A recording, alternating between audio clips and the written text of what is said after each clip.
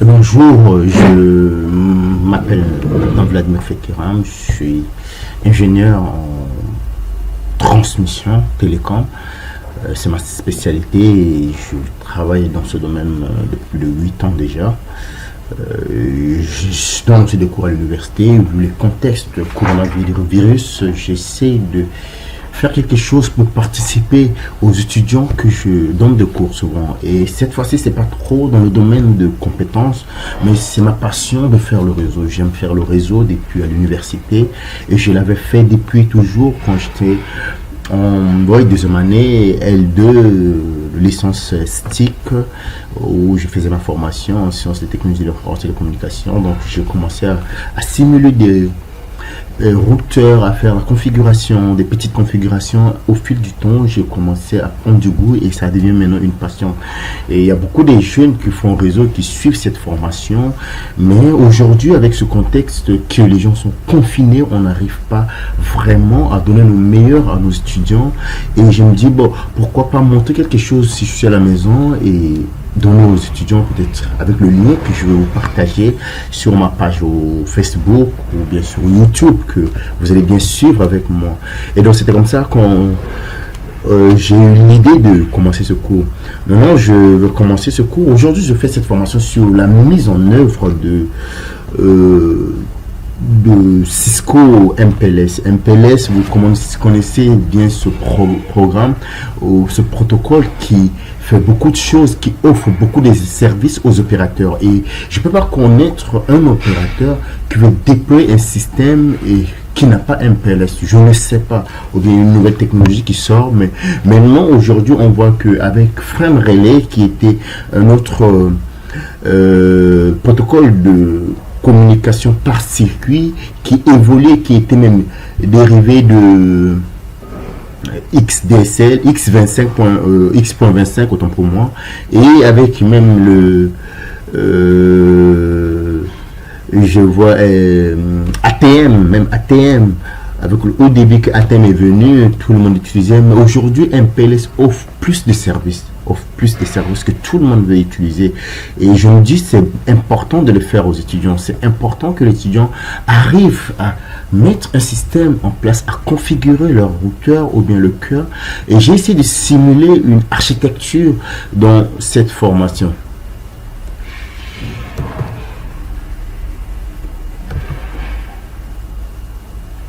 Ok. Et là, vous allez voir même le plan de ma formation. Le plan de ma formation est très simple. J'essaie d'introduire la formation MPLS. C'est quoi MPLS? Pourquoi MPLS? Je donne ensuite l'historique de l'utilisation et le fonctionnement de MPLS dans sa globalité.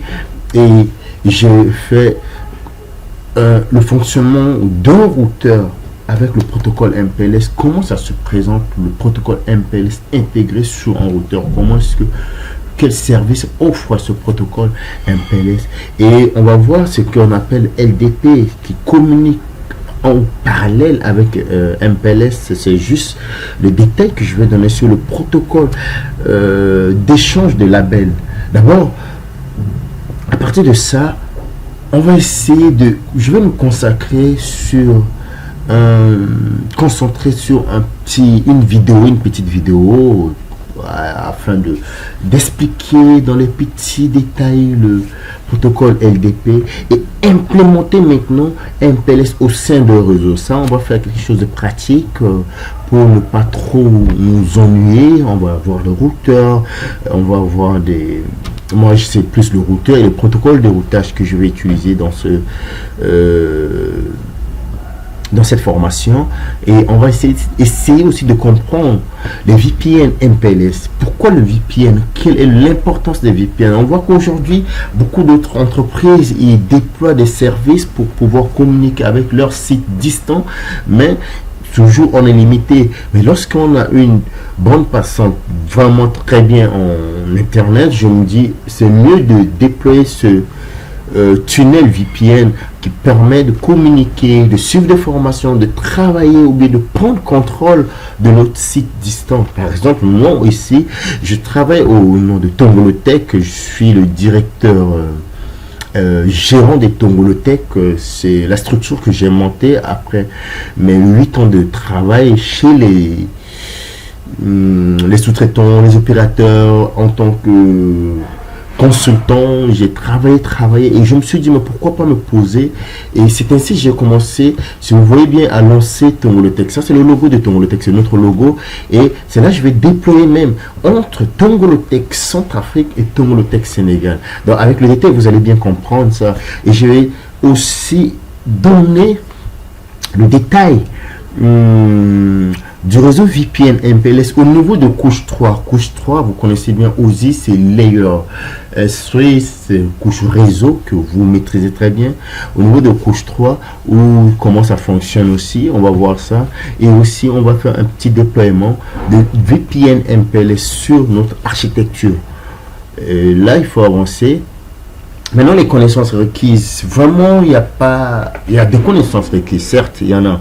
Pour ceux qui ont déjà une bonne base, des backgrounds en réseau et en tout ce qui dit maintenance, tout ce qui veut dire la configuration de routeur, de switch, en faisant les CCNP, on faisait les CCNA. Moi, j'ai fait CCNA quand j'étais étudiant à l'université Cheikh Anta Diop, au centre de calcul numérique. Nous, on avait consacré 6 mois sur CCNA.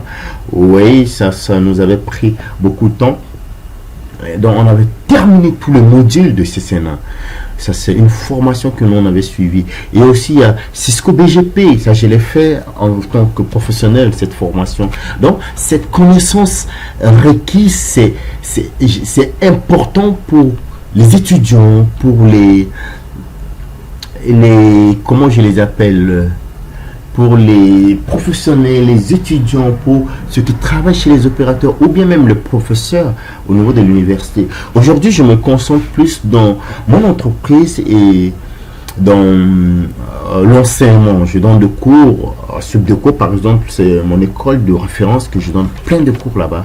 Je donne plein de cours parce que en transmission, c'est mon domaine. Un jour, je vous enverrai en ligne même une vidéo sur la configuration de FH par exemple. FH, pourquoi pas, j'ai les matériels, j'ai tout ici à la maison, je peux déployer et monter les vidéos et vous mettre ça en ligne. Ça va vous aider comment faire ça, et ça aiderait aussi les professionnels. Ok, donc dans ce cas, après les connaissances requises, on va y aller. Et quand je dis on va y aller, j'ai dit Igwe, ça c'est dans une autre langue. New Dem au Sénégal, non pas de New Dem, allons-y, c'est ça. Là on va démarrer maintenant notre formation. Non, le plan, il faut comprendre d'abord le plan de notre lab. C'est ça l'architecture, la topologie de notre réseau qu'on va déployer. Donc on va montrer d'abord la topologie et on va montrer les scénarios, les différents scénarios qui vont se faire sur notre topologie. Et on va vérifier, après avoir configuré, on va vérifier comment est-ce que, en fait, les scénarios qui se passent sur le réseau. Par exemple, je viens ici, allez, ça fait que ça rame un peu, donc ne vous découragez pas, on va y aller. Voilà, quand je parlais de l'architecture de lab, c'est en quelque sorte notre architecture de lab. Ok, si vous voyez ici, c'est le parti corps, le parti cœur du réseau. Ça se déploie chez tous les opérateurs, chez tous les grandes administrations de réseau qui veulent déployer une infrastructure bien conséquente en réseau. Donc ils sont obligés de déployer un cœur, c'est toujours un cœur du réseau, c'est là que ça se passe. Et si vous voyez notre cœur du réseau ici, j'ai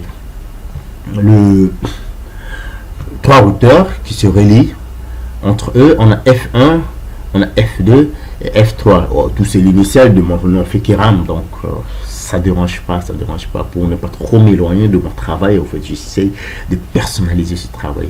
Et donc, quand vous voyez ici, c'est le cœur du réseau. Et avec les interfaces, les différentes interfaces qui sont bien affichées. Là, j'ai pas encore démarré nos routeurs. Voilà pourquoi vous voyez les voyants les LED sont en rouge. Une fois démarré, commencez à configurer, les LED deviennent vert. Ok. Et là, j'ai vu que le réseau F1 est relié avec un réseau Edge qui se trouve au niveau de qui est nommé FV1, pardon, comme Fekeran Vladimir, number one, en fait, c'est ça. Donc, si vous voyez ça, j'ai toujours l'initiale de mes deux noms, c'est ça qui est là. Et ce routeur travaille avec Tongolotech Centrafrique. Vous voyez, quand vous voyez Tongolotech Bangui, ça c'est le VPN Centrafrique, ok, VPN de Tongolotech Centrafrique. Et avec l'université de Bangui, et cette université paye de services au niveau de Tongolotech, des formations au niveau de Tongolotech. Donc il faudrait configurer un réseau afin qu'ils puissent communiquer. Et de l'autre côté aussi, vous voyez que nous sommes là avec un 2 FNV2 et pardon, FV2 et FV3. C'est les mêmes simulations. Là, c'est au niveau de Tongolotech Dakar. Tongolotech Dakar, ça c'est la même chose. Et vous voyez ici, il y a l'université Cheikh Anta Diop, l'université de Dakar. Bon, ici, c'est pas trop l'université Cheikh Anta Diop, c'est l'université, c'est Subdeco, Ezitech. Là où on fait la formation, on travaille beaucoup avec les étudiants. Et il y a Ampateba aussi, mais j'ai pas mis Ampateba. Il y a Edge que j'ai pas mis ici. C'est des écoles que je travaille dedans. Je suis pleinement dedans. Donc cette petite formation, cette petite vidéo va juste encourager nos étudiants à reprendre la main, à essayer de configurer pour ne pas dormir parce qu'on ne s'est pas vu à l'école. On essaie d'évoluer un peu et, bon, pour ne pas trop s'ennuyer aussi. Parce que quand on reprend, ça nous prend le temps. Oui, on passe à autre chose. On ne se concentre pas surtout trop sur le coronavirus. Donc c'est en quelque sorte c'est ça le réseau.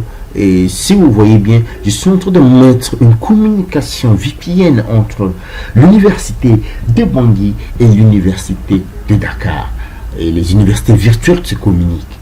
Et en secondo, j'ai mis une communication VPN MPLS entre Tongolotech Dakar et Tongolotech Centrafrique. Et j'arrive même à simuler, si vous voyez bien, à simuler une connexion internet au niveau de Tongolotech Bangui, où je peux travailler, me connecter avec notre passerelle ici, notre routeur passerelle là, qui va se connecter avec avec l'internet. Et même le Tongolotech Dakar aussi utilise les mêmes internet à partir du routeur de Tongolotech Centrafrique pour pouvoir connecter, faire beaucoup de choses, des recherches, des travaux en ligne, tout et tout, c'est quelque chose comme ça. Et on a mis entre l'université et Tongolotech Centrafrique un travail qui se fait d'une manière, quand je vous ai expliqué tout à l'heure, la formation au niveau de l'université. Et les professeurs disponibles peuvent venir dispenser des cours, ou bien en restant tout sur place au niveau de Tongolotech, faire de cours à distance avec tout ce qu'on a déployé par MPLS, ce service. Et là, j'ai même simulé encore, si vous voyez, j'ai pas mis de cours et de communication entre l'université. On a coupé carrément la communication, on n'a pas configuré cette partie. L'université Tongolotech Bangui avec VPN, l'université du Sénégal, de Dakar. Ok. Alors, en quelque sorte, c'est comme ça que je l'ai représenté ce réseau. C'est l'idée de ce lab qui est démontré tout à l'heure là-bas. Si vous voyez, c'est la partie corps que j'ai mis en blanc. Là, l'MPS. Pourquoi j'ai dit partie corps en blanc? Parce que là où se trouve cette partie, je vais utiliser un protocole OSPF pour pouvoir configurer toutes les interfaces. Et même les routeurs et les interfaces qui font face au cœur du réseau. Par exemple, le routeur qui se trouve là, cette interface là, je vais configurer OSPF. L'exemple aussi qui se trouve ici, le routeur qui se trouve là, cette interface, je vais configurer un protocole OSPF. Et de même là, je configure avec OFDF. Et là, les interfaces, cela aussi, je vais mettre sur le routeur là, je vais mettre configurer le MPLS sur les différents routeurs, ok, en interface et global, d'accord, parce que par défaut MPLS est activé sur tous les routeurs, c'est comme ça, mais il faut toujours viser les interfaces qu'on veut configurer le MPLS, d'accord, c'est comme ça. Maintenant là vous avez l'architecture avec les adresses, en même temps l'adresse réseau qui se lie F1, F2, il y a l'adresse qui est là, l'adresse que, ouais, vous voyez toutes les adresses, et vous voyez l'adresse de bouclage, de loopback, du routeur F2 par exemple, c'est là, du routeur F1, c'est là, l'adresse loopback 0 même de routeur F3, c'est là. J'ai même mis l'adresse loopback au niveau de FV et au niveau de FB1, FB2 et FB3. Voilà. C'est comme ça que je fais. C'est comme ça en quelque sorte. Ouais, c'est la même chose. En tout cas, je reviens maintenant à notre cours. Donc, à propos de l'architecture, ce qui se passe à l'architecture. Et si vous voyez, si je viens sur les scénarios que nous allons configurer et vérifier après. Donc ça, il faut revenir sur notre logiciel de simulation que nous on utilise ici, GNS3. Il y a bien d'autres logiciels, mais on se contente avec GNS3. Avec les étudiants aussi, on a l'habitude de faire ça. Et l'architecture se trouve là. Et donc, du coup, on va monter les labs, on va configurer chaque routeur. Par exemple, là, si je prends ça, je vais d'abord allumer le routeur. Ouais, je viens juste, excusez-moi, j'ai qu'un seul. Je vais allumer d'abord le routeur start. Il faut allumer d'abord le routeur. Et une fois que le routeur soit allumé, on va commencer à configurer les interfaces, les protocoles de routage, tout ce qu'on veut pour pouvoir avancer. Oui, donc tout est là, toutes les informations se trouvent là. Ok, je démarre le routeur, que ce n'est pas.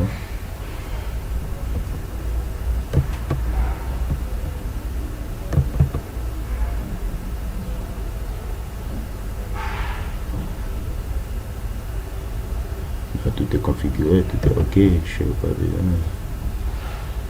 Je viens ici.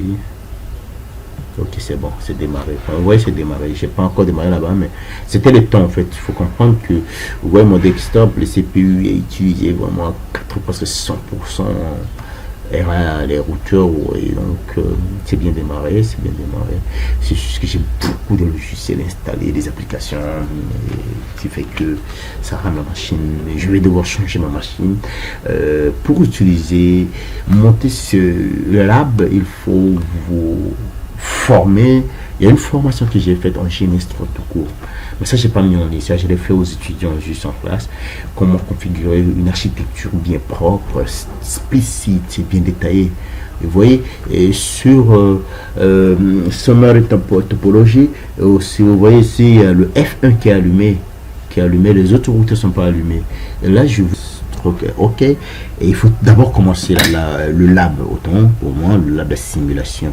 Et comme je vous ai dit, le routeur il faut toujours activer et voir comment commencer. Et là je vais commencer par enable.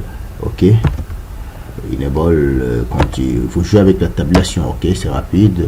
Enable, je suis en mode enable et du coup je vais commencer à conf terminal configuration global au fait configuration terminal conf t, ok, et là je suis au niveau de configuration, je renomme ça loopback 0 et après l'interface loopback 0 je donne IP adresse loopback 0 exact.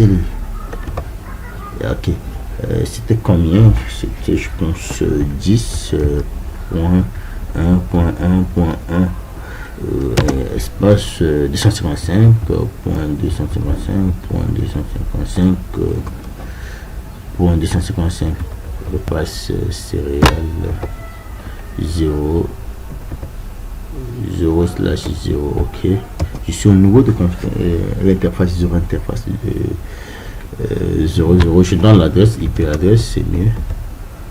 IP add l'adresse c'était combien? J'ai .12.1 espace 255.255.255.252, je ne me trompe pas. Il faut activer l'adresse no shutdown. Il faut activer no shutdown entrée. Ok, c'est bon. Là, c'est activé. Une fois activé, je vais sortir pour prendre exit. Good. Je suis dehors. Ordre d'interface IP 0. Mais je prends l'interface maintenant, la seconde interface. La seconde interface au niveau de toujours mon architecture, il faut toujours se référer à l'architecture. J'ai déjà configuré cette interface. Là, je suis au niveau de l'interface S01. Je suis là. Donc, dès que je suis là, je reprends ma console, je tape interface céréales 0/1. Ouais, ça donne. Ok, je suis déjà dedans. IP adresse, il faut lui donner l'adresse rapidement. L'adresse se trouve à ce niveau. IP adresse, let me check my plan. Ok, non, il faut pas ça. Il y a beaucoup d'architecture. Maintenant, ici, j'ai 13. Ok, 13.13.0, l'adresse du réseau, c'est 0 là. Je mets 10.13.13.1 espace 255.255.255.252 c'est /30. Ok, et je prends, ça marche. Le shutdown. Ok, exit. Je sors carrément. Maintenant, je vais là, si vous voyez bien sûr ce routeur, ce qui me reste, c'est que l'interface. Je pense que c'est l'autre interface. Il faut configurer l'autre interface. C'est très important. Et donc, je configure l'autre interface. Et puis, je configure le routeur. L'autre interface est là. Ouais. Il y a deux interfaces. Ok, il y en a S1. Ok, S1. Interface TAC, interface céréale, espace 0, je suis dedans. IP adresse, ouais, mon adresse, je l'ai mis, en fait, parfois je mets ça à côté pour voir, mais je sais pas trop chaud ce matin. Oui, c'est 11.11.1. Ok, tout est 1, tout ce qui se relié à l'interface. J'ai mis 10.11.11.1 espace 255.255.255.252. J'ai fini le shutdown. C'est ok sur les interfaces, le shutdown, et je sors encore. Je sors exit. Maintenant, je vais configurer le protocole de routage qui se trouve sur le routeur. En même temps, je voulais ok. Ok, tout est ok. Je mets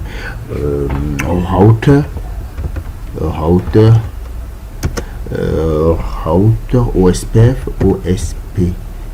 espace 0. Ça c'est non 100. Je l'ai mis à 100 espace 100. C'est ça. Maintenant, dès que je suis au niveau de routeur pour configurer le protocole de routage OSPF, il faut donner maintenant le réseau, l'adresse du réseau. Si je prends network, ok, network, j'ai quoi encore comme adresse? Premièrement, j'ai 12 points. Non, c'est 10 d'abord, c'est autant pour moi. 10.12.12.0 espace 0.0.0.0.3 RA, il faut pas oublier ça, hein, c'est très important. RA 0, ok, c'est très important. RA 0, ok, je reprends aussi les mêmes choses. Au lieu de prendre 12, je vais prendre 13 d'abord. Je vais prendre 13, je prends 13.13.0. Je reprends aussi la même chose. Je vais prendre ici c'est 11, et je vais pas oublier l'UBAC aussi, hein, faut pas que j'oublie, parce que dans ma tête il y a beaucoup de choses. Il faut que je sois posé pour finir en beauté et cette configuration. Alors vous voyez, dès que je fasse ça, on va prendre l'interface l'UBAC. L'UBAC c'était 0 tout à l'heure.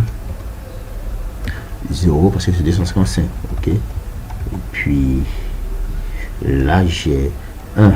J'avais dit 1. J'ai configuré le 1. J'ai configuré le 1. Oui, si je ne me trompe pas. 1.1, pas 0 ici à la fin. C'est 0.1. Oui, contrôle moi. 0.1. Ok. 0.1. Ok. Et dès que j'ai fini avec ça, il faut toujours activer, mettre ça en mode passif. Passive, une interface passive. Qu'est-ce que je veux faire? C'est du loopback 0. C'est des loopback 0. Loopback 0, toujours. Ok. Une fois passé en mode passif, je peux dire je sors. Maintenant, je suis sur le routeur. C'est bon. Maintenant, là, avec ça, je peux vérifier. Mais je peux pas encore vérifier. Pour vérifier, je vais voir montrer la config show IP OSPF, neighbor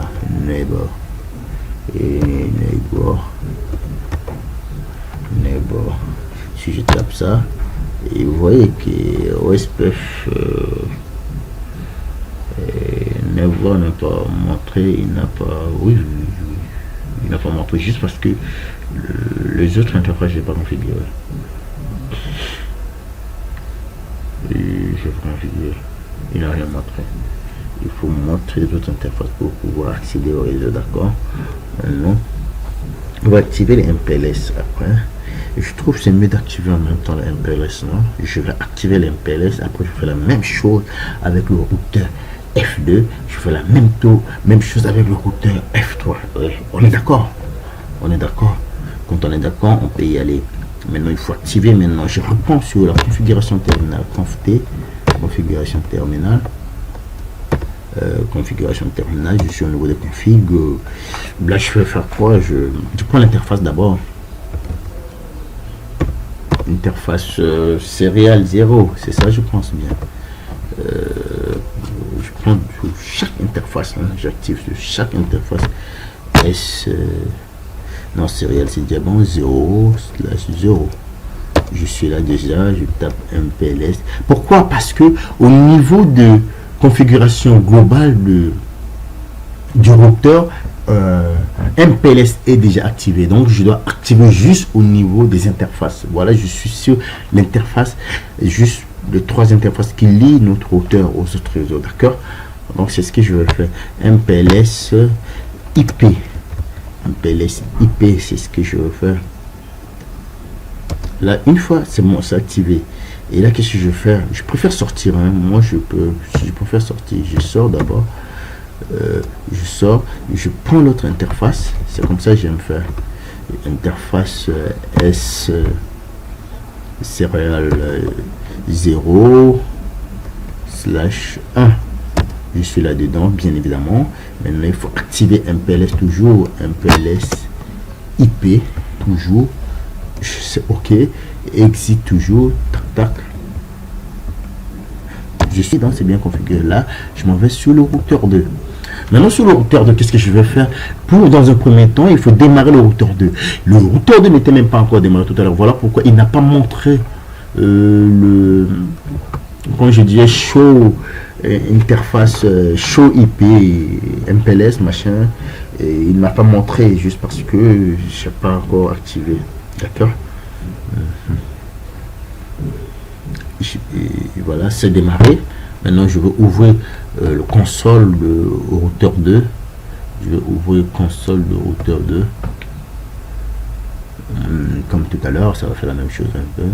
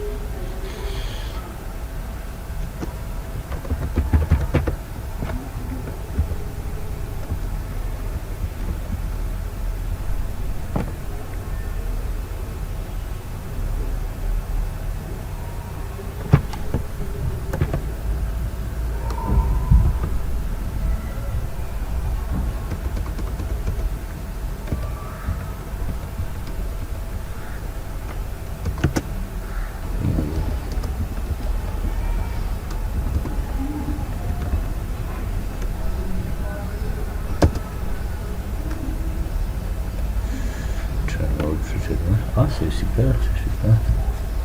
Super.